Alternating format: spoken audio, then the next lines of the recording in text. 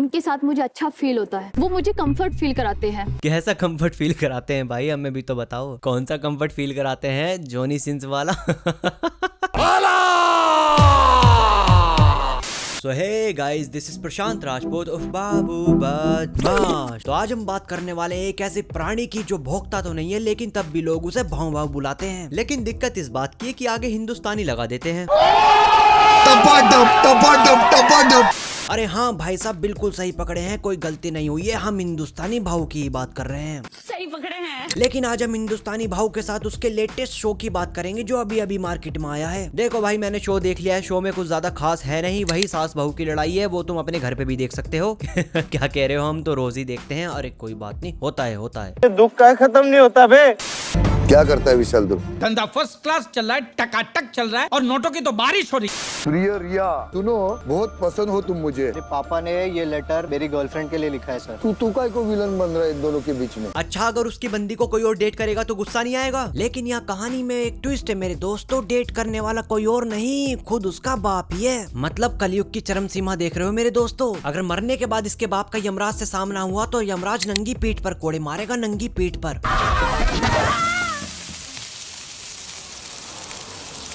कुछ चीजें होती है जो आपस में डिस्कस करने की होती है, ऐसी सबके सामने आके टीवी पे बोल देने की नहीं होती है। अब ये लो, सती सावित्री भी बोली। चाहे उम्र 16 साल की हो लेकिन बात ऐसे कर रही है जैसे बहुत बड़े काम कर रखे हो। तो इनकी दर्दनाक कहानी सुनने के बाद मेरा मन एक शायरी बनाने का कर रहा है, तो ध्यान से सुनिए मेरे दोस्तों। कहते हैं, बाप बेटों की हुई लड़ाई, बाप बेटों की हुई लड़ाई, वजह क्या थी, कौन थी किसकी लुगाई? तो सामने से बाप कहता है मेरे दोस्तों कि मैंने तेरी बंदी पटाई और अब बनेगी ये मेरी लुगाई।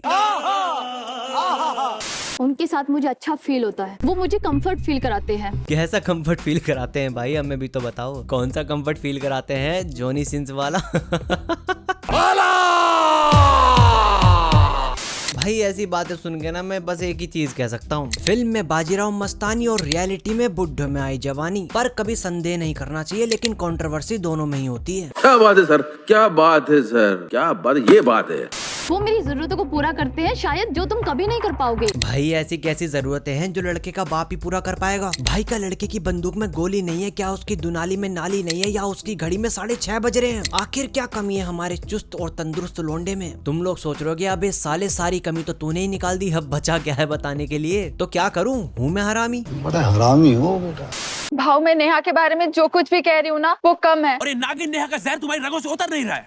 तो सबसे पहले मैं तुम्हें स्टोरी के बारे में कुछ बता देता हूँ। स्टोरी वही घिसी पिटी पति पत्नी और वो के मामले की स्टोरी है। और इस कहानी में पति पत्नी तो एक दूसरे से नाराज हैं ही, लेकिन वो कौन है? कौन है वो, कौन है वो?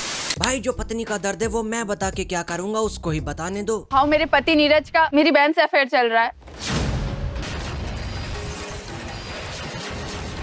ये बात सुनने के बाद आप लोगों को ये लग रहा होगा कि ये तो सुनी सुनाई खबरें हैं, ये तो हम रोज ही सुनते हैं। तो ना मुन्ना ना, अभी रुको, थोड़ा सब्र करो, अभी तो ट्विस्ट बाकी है। रुको जरा, सबर करो।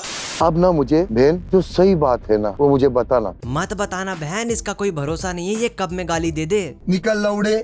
देखो तुम्हारी इमेजिनेशन में थोड़ा ब्लर आ गया होगा, लेकिन मैं तुम्हें समझा देता हूँ। जो लेडी अभी इससे पहले आई थी, ये है उसकी बहन नागिन नेहा।